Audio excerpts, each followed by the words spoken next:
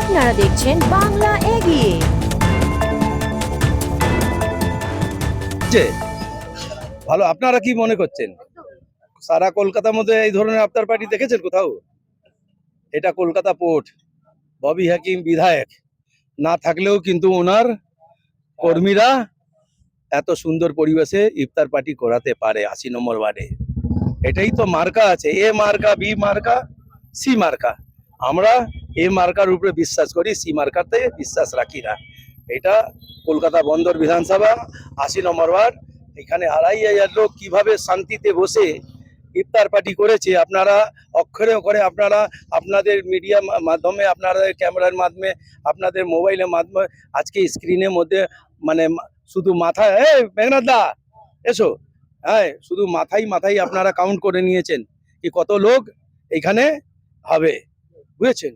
দেখুন, ইনি মেঘনাথ পোদ্দার, ইনি ইসকনে ছিলেন। ইসকন থেকে এই ইফতার পার্টিটা অ্যাটেন্ড করার জন্য মায়াপুর থেকে উনি ডাইরেক্ট এখানে এসেছেন।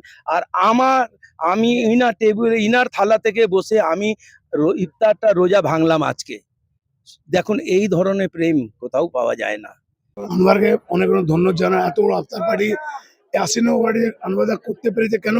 উনি জবে থেকে আফতার পার্টি কি এখানে যত লোকাল কাজ হোক, করছে হোক, আনোয়ার ছাড়া কেউ করতে, আনোয়ারদা গলি কুটা পিঠা সব মহিলা যত লোক ওনাকে ভালোবাসে।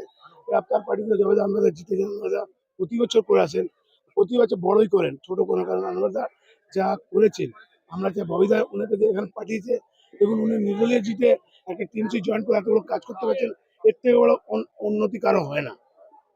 অন্দরে সত্যতা বলতে কোনো ধর্মীয় বাদ বিচার করে পলিটিক্সটা হয় না। আমরা পলিটিক্স করি সেবার মাধ্যমে। এখানে আমার বন্ধু ফিরাদ আকিম এমএলএ, আমার ছোট ভাই আনোয়ার কাউন্সিলর। আমাদের রাজনীতিটা সেবার মাধ্যমে হয়। তাই যারা রাজনীতিতে ধর্ম নিয়ে করতে চেষ্টা করে, এখানে কারো বিন্দু মাত্র পলিটিক্সে দাঁত ফোটাতে পারবে না।